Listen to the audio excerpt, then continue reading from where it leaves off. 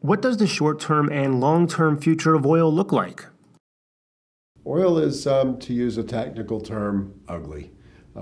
Basically, it right now is a commodity that can't seem to get out of its own way. Even after some positive inventory numbers came out, you had a momentary bounce, and then it resumed its sell-off.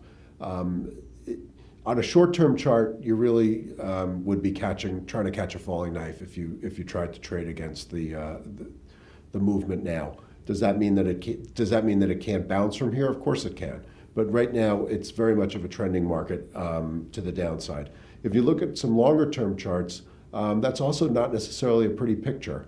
We're well below the highs of a few years ago. But even in terms of the trend, let's say, of the past couple of years, where we saw some trading in the $30 level, and then saw it bounce up to the high 50s, we now seem to be trending down toward the lower end of that range.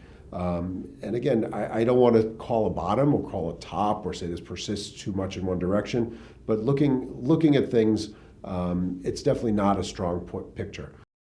When you also throw in the backdrop of what the bond market is telling you, I think that's not a very favorable picture for oil and other industrial commodities.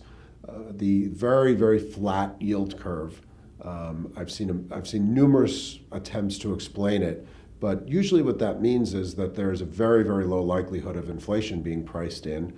Whether that is the result of weak economy or other factors, it's very difficult to say.